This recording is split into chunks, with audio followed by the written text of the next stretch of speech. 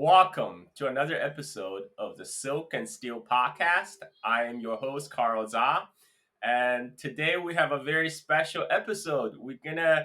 So I decided to reboot my chronological retelling of Chinese history series. I know I took a long hiatus, and my I originally did it as a monologue, me telling the story. But my wife have been complaining that when it was just me doing the monologue, it sounds very boring. It's very monotonic. That's when I realized that actually I work better when I have a co-host who I can talk to. So to help me, I have JJ all the way from Canada. Where are you from? Where are you in Canada, JJ? I'm in Alberta, Edmonton. Right, but I'm American, so my geography is limited. Is Edmonton kind of close to Calgary? I mean, it's the same province, right? Alberta, yeah, yeah. I'm close. Yes, 300 kilometers. Oh shit, Canada is a big country. Yeah, the second largest country in the world. Okay, so I thought uh, there there's there are several Chinese history podcasts out there already. I really enjoy the Montgomery. Yes, something Montgomery. So his podcast is very good, but it's kind of episodic. And so what I want to do is I want to do like a chronological retelling of the Chinese history. Now there is another Chinese history podcast that does that. I'm not going to mention the name. Um, it's okay for a white guy. I think it does an okay job for a white guy. So I thought, okay, like we at least let me You have to modulate expectations. yeah, exactly. For a white guy, it's okay product. So I thought, okay, well, maybe it's time to take this matter into my own hand and to tell the Chinese history from Chinese perspective.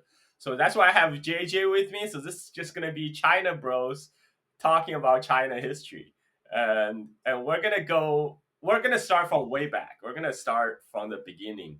So in 1914, the Chinese government then under the first president of the Republic of China, Yuan Sikai, invited a Swedish geologist explorer Johann Gunnar Anderson to come to China to prospect for iron ore, and very soon, 1916, Yuan Sikai died, and China entered the warlord period, so the funding dried up, and Johann Gunnar Anderson found a lot of time on his hands. So this is the time when he heard stories about this place in Beijing, outside of Beijing, a place called Chicken Bone Hill, where a lot of the peasants were finding what they thought is chicken bones, and when he investigated, he realized there's a lot of prehistorical there's like rodent bones, all kind of stuff. Then he heard about another place called the Dragon Bone Hills, and then he went to investigate. That's where he found he realized discovered flints that's not local to the area. So he suspected that these are signs of prehistorical human habitation, and this led to the excavate exca- this Excavation. led to Excavation. the excavation. Sorry, excavation of the site that will lead to the discovery of the world famous Peking Man. So this happened in 1920s.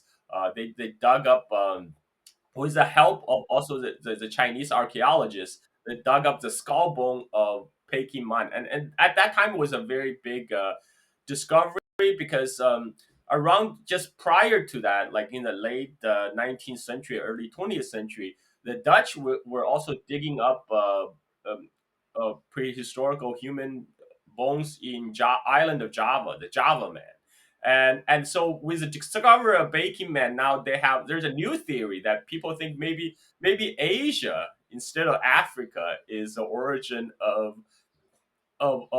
human beings, the cradle of humanity. So at that time, it was classified as Homo erectus, and they according to the carbon dating that was done later, they estimated the Peking Man lives sometime about at least 500,000 years from today present. And unfortunately, so after the Peking Man was excavated, they sent um, the skull to, at the time, American-run hospital in Beijing, um, 协和医院. I forgot what's it called in English. But it was American missionary-run hospital. They have the best facilities, so they were sent there for further examination, and then during um, but Beijing was soon occupied by the Japanese after the outbreak of the Sino-Japanese War in 1937, and by 1940s, the tensions also, you know, at, at the time the bombs were still holding American hospitals, so they thought that okay, it's safe. But by 1940, 1941, the tension between U.S. and Japan has run very high. So the scientists decide to have a plan to move the skulls out of Beijing hospital.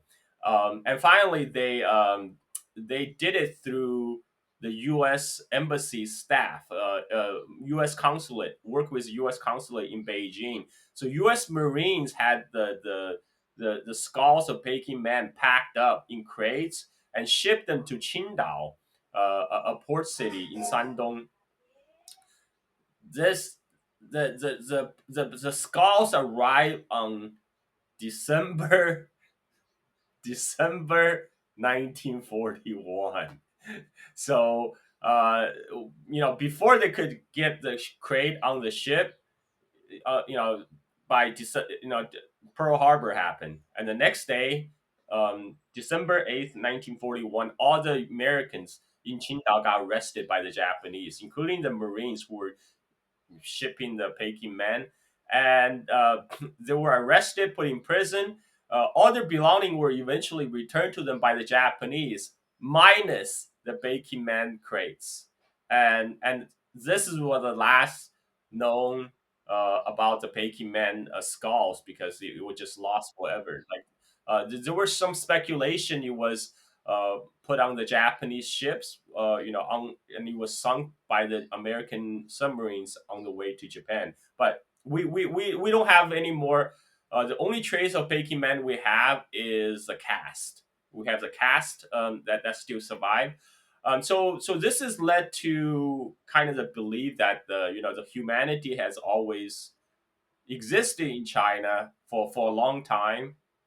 But now we know, with modern genetic evidence, we know Baking Man is probably not the direct. It's not probably not our direct ancestor. There's the main branch of modern humanity, the Homo sapiens, came from Africa, although as a process of migrating out of Africa, they're coming into a world in Eurasia that was already populated by other ancient humans like Neanderthals, like Homo erectus, like the Peking Man is classified as Homo erectus. And there's other undiscovered, unknown ancient humans. We just recently discovered another type of ancient human called Denisovans in the Altai Mountains in Siberia, and their genetic. No. Denisovans are not hobbits. They're like ancient humans, but they also interbred with Neanderthals. So they have they share, but the Denisovan and Neanderthals, they have been living in the Eurasian continent for already hundreds of thousands of years before the modern humans arrived. So they already adapted to kind of the pathogens and the environment in Eurasia. when the modern humans arrived, though, humans being what they are, there's a lot of ancient hanky pankies going on. We now know from genetic evidence that modern humans, Homo sapiens from Africa, interbreed with Neanderthals, and also interbreed with Denisovans in Asia. So a lot of modern East Asians have both Neanderthal DNA and then also a little bit of Denisovan DNA. Depends where you are. You have like more if you are like Australian Aboriginal, or if you are from Papua New Guinea, or if you are like the so-called negritos in Philippines. But the other East Asians, like the modern Han Chinese, they also have a very small trace among the Denisovans, and in fact, the Tibetans, they picked up a very useful genetic trait from Denisovans. That's they have Denisovan genes, but different people have different part of the Denisovan gene. So for example, Tibetan populations, they inherited a very useful part of the Denisovan gene, which allowed them to live in very high altitude. It's a gene designed for high altitude adaptation that was already present in the Denisovan population, and somehow that gene got, through interbreeding with humans, that gene got passed on to modern humans. And then when the Tibetan's ancestor moved to Tibetan plateau, it's actually not big long. So like the big long adaptation was found in the Andes in the Bolivia, like for but because they have that's actually not as efficient adaptation to the high altitude as the Tibetans, because the Andes population only moved to the Americas in the last what, like 20,000 years, right? Whereas the Denisovan, they have been living in Asia for hundreds of thousands of years before the modern humans even arrived. And there's genetic trait, that DNA got picked up by the ancestor of Tibetans. And so now we know through genetic evidence, we know there's like there's there's ancient humans that live in Asia, and then modern humans came about maybe 100,000 years ago. They started mixing with all these ancient humans in the area, and the result is, in the modern population. So the point is, the area that we now know as China has been populated, you know, for a long, long time. At least, have been populated by ancient humans for millions of years, and then by modern humans when they came out of Africa maybe 100,000 years ago. And another important development was agriculture, because China was one of the first place in the world where agriculture was independently developed. So we know agriculture first was developed in Mesopotamia, like in the area, kind of southeast Turkey, northeast Syria, and northern Iraq, like the in the foothill, kind of at the Mesopotamia, but at the foothill of the Anatolian plateau, and that happened about 12,000 years ago. And then, but in China, there was a separate independent development agriculture, because the rice was first cultivated in the Yangtze River Delta near where our ancestors are. Because I know you're from Shanghai, right? Your family is from Shanghai, and my family is from my dad's side of family. Yeah, my dad's side family is from Haining, Zhejiang, which is 45 minutes south of Shanghai. So all our we all have heritage from the Yangtze River Delta area. So that area, the rice was first cultivated there about 9,000 to 8,000 years ago, and and over there was first was developed. There was a culture was called the Hemudu culture, that flourished around that time because of rice cultivation. And then later on you develop into another culture called the Liangzhu culture. And in the rest of other parts of, so China has two great river systems, right? Like the four ancient river civilization is what the Niles along Egypt, the the the two rivers, Mesopotamia, right? The land between two rivers, Euphrates and what's the other one? Yeah, Yes, Tigris and Euphrates. Okay, and then that's in Mesopotamia, and then the other one's Indus River, right? Indus River civilization. And so in China, there are two great rivers. There's the Yellow River in the north, and the Yangtze River in the south. And the agriculture actually developed independently in the two places because in the north, where it's a bit drier, the millet was being cultivated around 8,000 years ago. So our man, the Swedish guy, Johann Gunnar Anderson, after he discovered the Peking Man, which is a big discovery, that made him get into Chinese archaeology. That's actually the start of the Chinese archaeology, was a discovery with the Peking Man. So he soon traveled around northern China, and he found in this place called Yangsao. Yangsao, he discovered a pottery that's it's a red pottery with like black patterns, and the Yangsao pottery that he found a very similar to the pottery that at the time was discovered in Central Asia, the area around Turkmenistan, and also in the Balkans in Europe. And and and and this Yangtze culture, now we date Yangtze culture all the way to about 8,000 years from the present. So that's about the time when the beginning of the agriculture started. But Johann Gunnar Andersen, he so at the time, it was popularly postulated that the Chinese civilization didn't originate in China; it came from the West. So because he said, "Oh, there's similarity between the Chinese pottery, the Yangtze pottery patterns, with those pottery patterns discovered in Central Asia and the Balkans, so that means the Chinese civilization come from the West." Right. So that was a popular theory at the time in the 1920s. Yeah, yeah. So this Aryan invasion, right, carrying advanced civilization all the way from Europe to China through the Silk Road, so in fact, he followed his theory. He went west to like the Silk Road corridor along the Gansu province, Gansu Qinghai area. That's where he discovered Qijia culture, another like early Bronze culture. That that's where. By the way, that's where also the world's first known fossil of noodle was discovered. Like 4,000-year-old noodle fossil was discovered at Qijia culture, this area around Qinghai and Gansu, along the ancient Silk Road corridor. So okay, so this is, but we now know that pottery didn't come from Europe. Pottery actually was first developed in Asia because later archaeologists were discovering much earlier pottery in East Asia.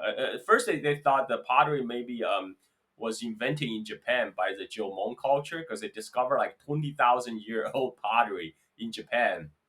And and just about 10 years ago, there was an even earlier dating of pottery discovered in Jiangsu, again on the Yangtze River Delta area where our family is from.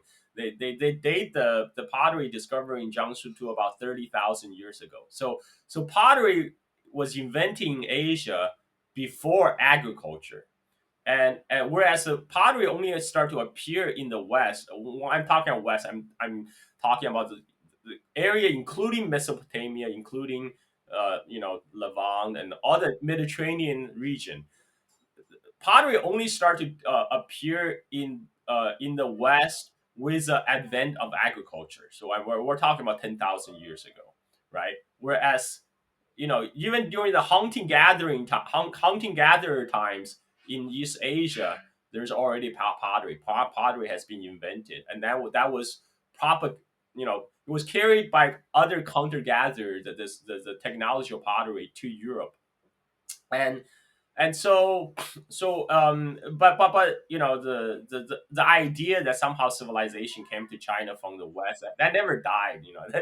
Even today there's still people like what's his name, Chris Beckwith.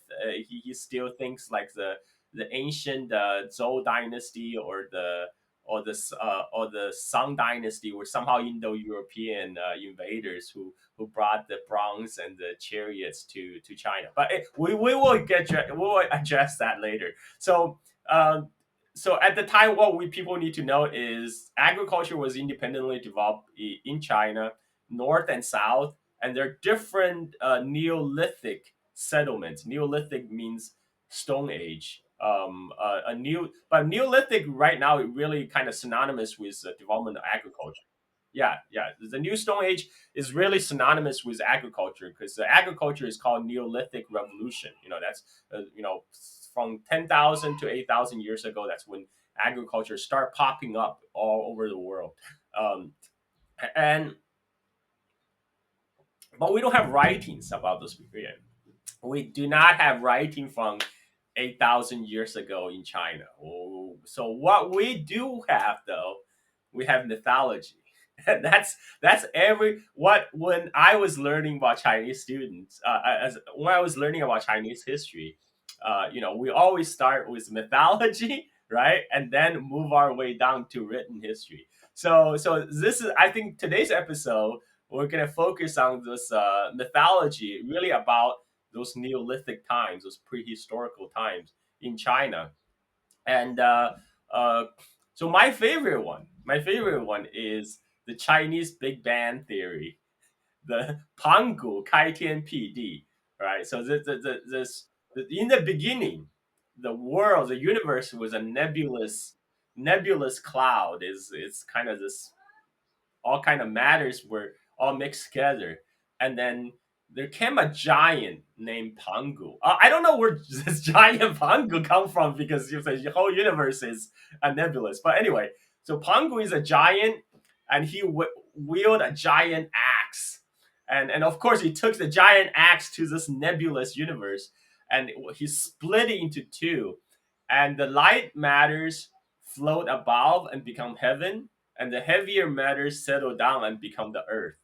And the Pangu even and he Pangu was still growing, a giant. He was his head is pushing the heaven, and his feet on the earth is pushing the heaven and earth further apart. And when Pangu died, his different body parts, like his eyes become sun and the moon, and like his blood became like rivers on earth. His bones become the mountains, and and so this is the I call it the Chinese Big Bang theory, how the universe came into being. Um, but actually, Pangu myth only got incorporated into kind of the Chinese mythology fairly late, during Han Dynasty, because the Pangu myth was actually a very southern. It has an origin in the south, in the Yangtze River Valley. That the Pangu myth is shared between the Chinese people, the Han Chinese, and also the non-Han Chinese of the southern China.